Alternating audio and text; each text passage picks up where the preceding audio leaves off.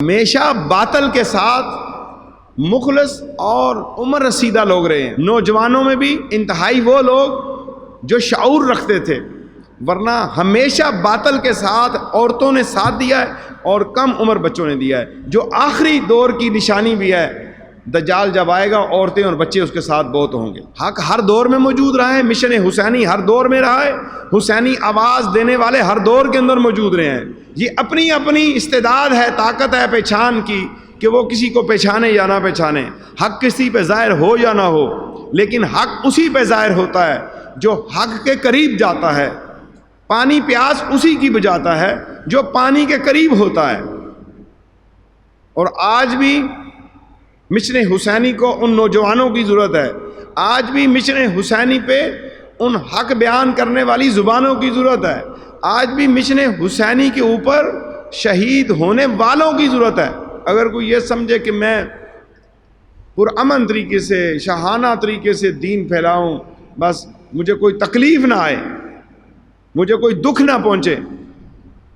تو یہ فتح کی علامت نہیں ہے کہ بس میں یہاں پر بیٹھا رہوں اور میں دین کی بات کرتا رہوں اور مجھے کوئی گرمی بھی نہ کہے، مجھے سردی بھی نہ لگے، مجھے تکلیف بھی نہ پہنچے، مجھے بھوک اور پیاس بھی مجھے نہ لگے، لوگ مجھے گالیاں بھی نہ نکالیں، سارے میری بات پہ جی جی کرتے رہیں، اور جہاں جاؤں مجھے کھانے پیش کیے جائیں، پھول پیش کیے جائیں، پھول پھینکے جائیں، مجھے تحفے تحائف دیے جائیں، میرے گلے میں ہار پہنائے جائیں۔ یہ کیا دین ہے؟ یہ اپنی جگہ پہ ٹھیک ہے کہ جو لوگ نیکی کے کام والوں کے حوصلہ افزائی کے لیے کرتے ہیں، لیکن دین وقت مانگتا ہے، حق وقت مانگتا ہے۔ اس زبان کو بولنا ہوگا ہر اس فرعونی زمانے کے ساتھ، اس طاغوتی قوت کے خلاف اس آواز کو بلند کرنا ہوگا، جبکہ پورے کا پورا زمانہ اس کے ساتھ کھڑا ہو جائے۔ یاد رکھنا، عہد و بدر کے اندر 313 نے حق ادا کیا تھا، خندق میں تھوڑوں سے نے حق ادا کیا پتھر باندھ کے، کربلا میں 72 نے حق ادا کیا، اور یہ جماعت اسی طرح چلتی آ رہی ہے۔ یہ کروڑوں اور اربوں پہ محیط حق والی جماعت نہیں ہوگی، یہ مختصر جماعت ہوگی